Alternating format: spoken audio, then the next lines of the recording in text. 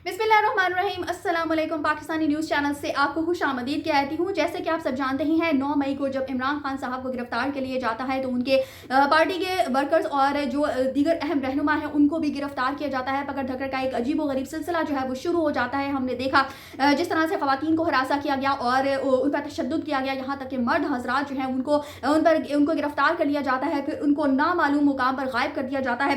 बहरहाल इसी हवाले से PTI के जो अहम रहनुमा है फवाद चौधरी, उनकी भी गिरफ्तारी देखने में आई थी और कल उनको रिहा कर दिया जाता है। लेकिन जैसे ही वो रिहा होते हैं, सामने से पुलिस की गाड़ियां जो है वो, सामने से पुलिस के जो एहलकार हैं वो मौजूद होते हैं, जिनको देखकर फवाद चौधरी जो है वो दौड़ लगा देते हैं और उनकी ये दौड़ जो है वो सोशल मीडिया पर बहुत ही ज़्यादा वायरल हो जाती है। इसी हवाले से उनकी जो अहलिया है उनका एक दिलचस्प रद्द-ए-अमल जो है वो सामने आता है। मैं आपको बताती हूँ वो क्या कहती हैं। PTI रहनुमा फवाद चौधरी की अहलिया हिबा फवाद ने शौहर की गिरफ्तारी के खौफ से गाड़ी से उतरकर भागने की वायरल वीडियो पर दिलचस्प रद्द-ए-अमल का इजहार किया। 16 मई बरोज़ मंगल को इस्लामाबाद हाई कोर्ट ने 3MPO के तहत फवाद चौधरी की गिरफ्तारी कलअदम करार देकर उन्हें रिहा करने का हुक्म दिया था। फवाद चौधरी रिहाई के बाद जैसे ही घर वापसी के लिए गाड़ी में बैठे तो उन्होंने अपने सामने पुलिस एहलकारों को देखा तो वो गाड़ी से उतरकर गाड़ी से निकलकर तेजी से इस्लामाबाद हाई कोर्ट के अंदर भागे, जिस दौरान वो गिर गए और फिर उठने के बाद कमरा अदालत में पहुंच गए। बाद उन्होंने मंगल की शब अहलिया और भाई के हमरा इस्लामाबाद हाई कोर्ट के बाहर मीडिया से गुफ्तगू की, जिसमें एक सहाफी ने फवाद चौधरी से सवाल किया। सहाफी ने कहा, फवाद साहब, वैसे आज आपकी दौड़ भी काफी वायरल हुई है। फवाद चौधरी समेत वहां मौजूद लोगों ने कहकहा लगाया और साथ ही PTI रहनुमा ने कहा कि दौड़े नहीं ना कभी, जबकि साथ खड़ी उनकी अहलिया बोली, हम अगली दफा मैराथन में जाएंगे। आप सिर्फ ये देखें कि मुज़िका खेज एक उनकी तरफ से कमेंट जो है वो पास किया जाता है जब फवाद चौधरी साहब जो है वो दौड़ लगाते हुए वायरल उनकी वीडियो हो जाती है। यानी कि समझ से बाहर है कि पुलिस किस तरह से काम कर रही है। ये पुलिस का इदारा जो है वो इंसानों की मदद के लिए, हम लोगों की हिफाजत के लिए बनाया गया है, लेकिन जिस तरह से गिरफ्तारियां अमल में लाई गई और उसके बाद गिरफ्तार करके पुलिस गिरफ्तार करती है,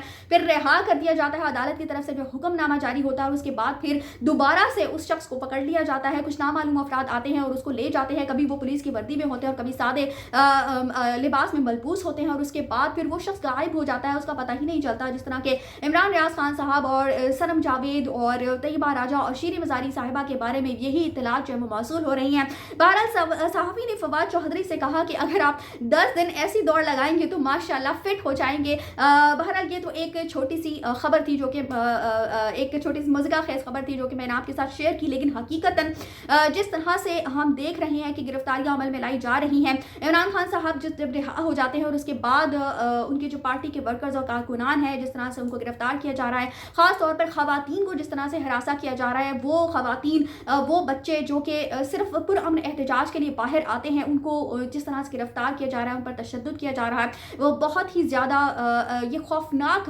हक़ाइक़ हैं जो कि मंज़र-ए-आम पर आते चले जा रहे हैं और हम इनकी भरपूर मज़म्मत करते हैं।